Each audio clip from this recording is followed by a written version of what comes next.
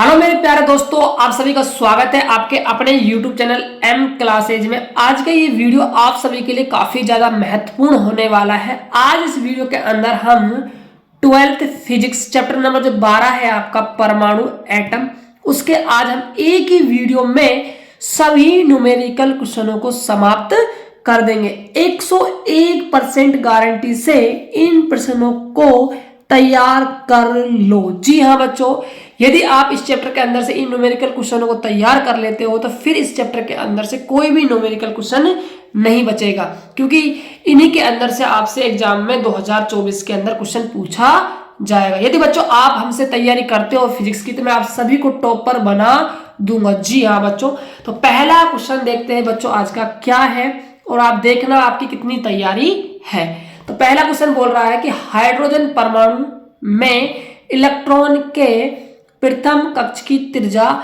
Angstrom में होती है। हाइड्रोजन आपका एटम है, इलेक्ट्रॉन पहली कक्षा में घूम रहा है, तो उसकी आपसे त्रिज्या पूछी जा रही है। तो देखो बच्चों, क्वेश्चनों को आपको बोर्ड में कैसे सोल्व करना है। जिस भी न्यूमेरिकल क्वेश्चन का आप आंसर लिख रहे हो, आपको सबसे पहले लिखना है आंसर और यहां डालना है फर्स्ट, जिसका भी आप लिख रहे हो। फिर आपको इसको गोले में बंद कर देना है। देखिए, आप सभी इस क्वेश्चन को तभी कर पाओगे बच्चों जब आपको इसका फॉर्मूला पता होगा। यदि आपने 9वीं कक्षा में त्रिज्या का सूत्र पढ़ा है तो इजीली ये क्वेश्चन आपका सोल्व हो जाएगा। देखो मैं आप सभी को बता दूं, 9वीं कक्षा में त्रिज्या का सूत्र क्या होता है, त्रिज्या क्या होती है, ये आपका फॉर्मूला होता है Rn बराबर में 0.529 n स्क्वायर बटे में जेड एंगस्ट्रॉम, ये आपका फॉर्मूला होता है। अब देखो, हाइड्रोजन का आपका एटम है तो इसका परमाणु क्रमांक तो 1 हो जाएगा, मतलब जेड आपका 1 हो गया। कक्षा कौन सी है, पहली, यानी कि जो n का मान है वो भी आपका 1 हो जाएगा। तो देखिए आप कैसे निकालोगे, R1 बराबर में 0.529 गुणा n का स्क्वायर, n का मान 1 का स्क्वायर बटे में जेड का मान 1 और आपका एंगस्ट्रॉम। तो R1 आ जाएगा आपका 0.529 एंगस्ट्रॉम। तो ये आपके पहले क्वेश्चन का आंसर हो जाएगा। तो ये इसका राइट आंसर हो जाना है। तो बच्चों ऐसे आपको इस क्वेश्चन को डील करना था। यदि बच्चों वीडियो पसंद आ जाए ना तो चैनल को सब्सक्राइब कर जाना, ताकि आने वाली वीडियो की अपडेट आपको मिल जाए। साथ ही साथ डिस्क्रिप्शन बॉक्स में व्हाट्सएप ग्रुप का लिंक दिया हुआ है, ग्रुप को ज्वाइन कर लीजिए। कोई भी परेशानी है, आपके पर्सनल डाउट है, आप हमसे कॉल पर भी पूछ सकते हो या मैसेज के थ्रू भी पूछ सकते हो। देखते हैं अगला क्वेश्चन क्या है। क्वेश्चन सेकंड है, हाइड्रोजन परमाणु को निम्नतम, बच्चों यहाँ शब्दों का खेल है सारा, शब्दों पर गौर फरमाइएगा। निम्नतम अवस्था से दूसरी उत्तेजित अवस्था तक उत्तेजित करने के लिए आवश्यक ऊर्जा कितनी होगी। बच्चों ये आपका जो क्वेश्चन है ना, ये स्पेक्ट्रम से रिलेटेड क्वेश्चन है।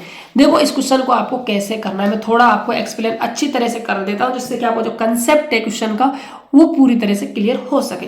देखो ये आपका क्या है, निम्न ऊर्जा स्तर है, इसको आप N1 नाम दोगे।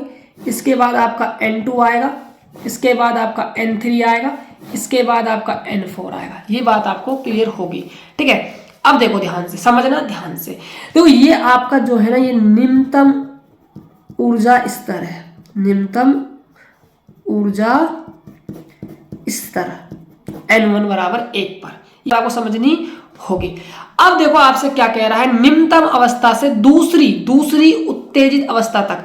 तो बच्चों ये आपका निम्न ऊर्जा स्तर है, तो इससे दूसरी की बात कर रहा है, तो ये तो आपकी हो जाएगी पहली, फर्स्ट, ये आपकी हो जाएगी सेकंड। ये बात आपको समझनी होगी, यानी कि आप n का मान 2 नहीं लोगे, कितना लोगे, 3 लोगे।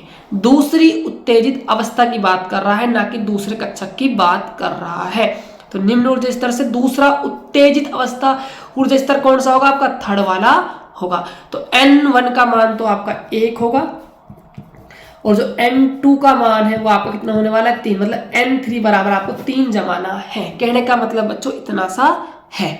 अब देखो इस क्वेश्चन को आप कैसे करोगे।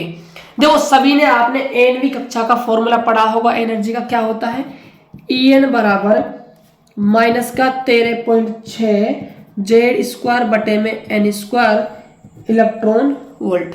देखो यहाँ पर हाइड्रोजन का एटम है, इसलिए आपका जेड का मान तो 1 हो जाना है।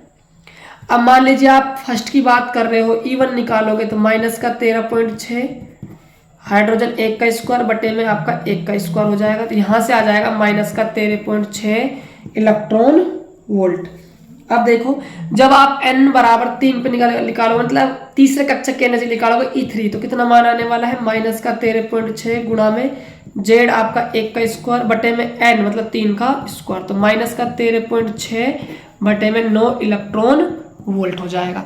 अब देखो माइनस 13.6 में जब आप 9 का भाग लगाओगे ना बच्चों, तो ये आपका हो जाएगा माइनस का 1.51 इलेक्ट्रॉन वोल्ट। अब आपसे एनर्जी पूछ रहा है, तो एनर्जी कैसे निकालोगे आप, E बराबर E3 में से माइनस कर दोगे किसको, E1 को, यानी तीसरे कक्षक की एनर्जी में से माइनस कर दोगे आप पहले कक्षक की एनर्जी।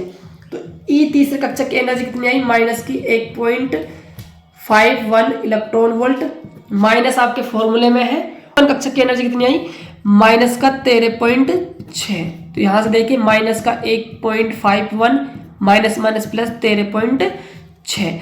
अब जब आप इसमें से इसको लेस करते हो बच्चों, तो यहां पर आपको मिलने वाला है 12.09 इलेक्ट्रॉन वोल्ट। घटाकर आप देख लीजिएगा, ये इसका राइट आंसर बच्चों हो जाएगा। देखते हैं अगला क्वेश्चन क्या है। तो क्वेश्चन है आपका तीसरा, हीलियम परमाणु में इलेक्ट्रॉन की तृतीय कक्षक की त्रिज्या एंगस्ट्रॉम में होती है। सेम क्वेश्चन है बच्चों, लेकिन जो परमाणु है वो हीलियम का है और जो कक्षक है वो आपका तीसरा है, बस चेंज इतना सा है। तो देखो इसको आप कैसे करोगे, तो nवीं कक्षा में त्रिज्या का फॉर्मूला है Rn बराबर में 0.529 n स्क्वायर बटे में z एंगस्ट्रॉम। ठीक है, अब देखो तो तीसरे कक्षक की बात कर रहा है तो R3 0.529, तो 3 का स्क्वायर, z है बच्चों परमाणु क्रमांक, और हीलियम कितने नंबर पर आता है आधुनिक आवर्त सारणी में, हाइड्रोजन हीलियम सेकंड नंबर पर, तो यहाँ पर 2, तो 0.529, 3 का स्क्वायर 9 बटे में 2।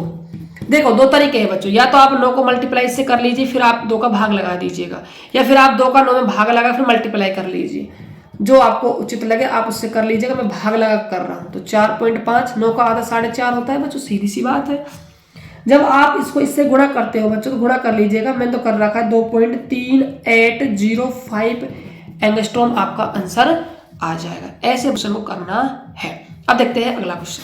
देखिए इस क्वेश्चन को आपको कैसे करना है। हाइड्रोजन परमाणु के अंतरतम इलेक्ट्रॉन की कक्षा, अंतरतम का मतलब होता है बच्चों अंदर वाले कक्षक में इलेक्ट्रॉन की त्रिज्या, और अंदर वाला जो कक्षक होता है वो हमेशा पहला कक्षक होता है। इसका मतलब आपको R1 का मान दिया हुआ है 5.3 गुणा 10 की घात माइनस 11 मीटर। अब आपसे पूछ रहा है दूसरे कक्षक की त्रिज्या और आपसे तीसरे कक्षक की त्रिज्या पूछी जा रही है। बात समझ में आ गई होगी। देखो nवीं कक्षा में त्रिज्या का फॉर्मूला होता है Rn बराबर में 0.529 n स्क्वायर बटे में z एंगस्ट्रॉम, ये आपका फॉर्मूला होता है, ये आपको पता होगा। अब देखो बच्चों पहले कक्षक की जो त्रिज्या है ना वो मीटर में दी हुई है, तो इस फॉर्मूले को मैं आगे बढ़ाना चाहूं तो कैसे बढ़ाऊंगा उसको थोड़ा ध्यान से समझिएगा। देखो z है परमाणु क्रमांक, हाइड्रोजन की बात की है तो z का मान तो 1 हो जाना है, तो Rn बराबर में 0.529 n स्क्वायर एंगस्ट्रॉम में हो जाएगा। अब देखो यदि आप n का मान यहाँ 1 जमाते हो ना तो आपको मिलेगा 0.529 एंगस्ट्रॉम। जब आप एंगस्ट्रॉम को चेंज करोगे मीटर में 10 की घात माइनस 10 से गुणा करके, तो आपको जो रेडियस मिलने वाली है ना वो 5.3 10 की घात माइनस 11 मीटर ही मिलेगी बच्चों। तो इस फॉर्मूले को ना और कक्षकों की त्रिज्या निकालने के लिए फॉर्मूला बना दिया जाता है Rn बराबर में R1 गुणा में n का स्क्वायर। ये एक फॉर्मूला है, इसको आप थोड़ा ध्यान में रख लीजिएगा, ठीक है, क्योंकि इसमें हमने पहले कक्षक की त्रिज्या के रेस्पेक्ट में और कक्षकों की त्रिज्या निकाल रहे हैं इसलिए। तो देखो आप दूसरे कक्षक की त्रिज्या निकालोगे तो R2 बराबर R1 का मान है 5.3 गुणा 10 की घात माइनस 11, n का स्क्वायर करना है, n का मान 2 है, 2 का स्क्वायर कितना होता है 4, तो मल्टीप्लाई कीजिए, 4 तिया 12 हासिल 1, 4 पंजे 20, 20 और 1 21, तो पॉइंट यहाँ गुणा में 10 की घात माइनस 11 मीटर, ये आपका R2 निकल आएगा।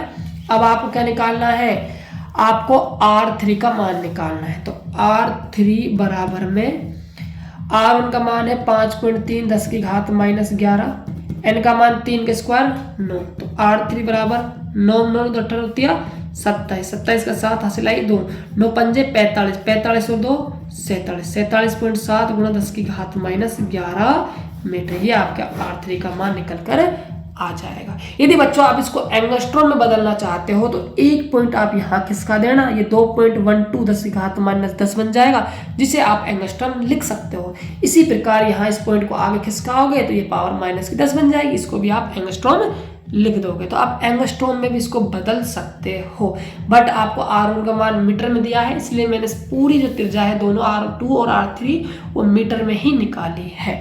तो बच्चों ये थे आपके 4 इस चैप्टर के महत्वपूर्ण न्यूमेरिकल क्वेश्चन। चैप्टर छोटा है बच्चों, इसीलिए यहाँ से न्यूमेरिकल क्वेश्चन यही बन सकते हैं, इसके अलावा और कोई न्यूमेरिकल क्वेश्चन बनने की गुंजाइश है नहीं। इसके बाद हम नेक्स्ट चैप्टर के सब्जेक्टिव क्वेश्चन और न्यूमेरिकल क्वेश्चन देखने वाले हैं बच्चों। ऐसे ही हम हर चैप्टर दर हम चलते हुए जा रहे हैं और फिजिक्स का हम खात्मा करते हुए जा रहे हैं, और ऐसे ही क्लासें आपको बेहतर, जब तक आपका एग्जाम नहीं हो जाता बच्चों, आपको क्लासें मिलती रहेगी। इसीलिए आप चैनल को सब्सक्राइब कर लीजिए, वीडियो को लाइक कर दीजिए, और वीडियो अच्छा लगा हो तो अपने दोस्तों के पास शेयर कर दीजिएगा, और डिस्क्रिप्शन बॉक्स में व्हाट्सएप ग्रुप का लिंक है, ग्रुप को ज्वाइन कर लीजिए। कोई प्रॉब्लम है तो आप हमसे पूछ सकते हो।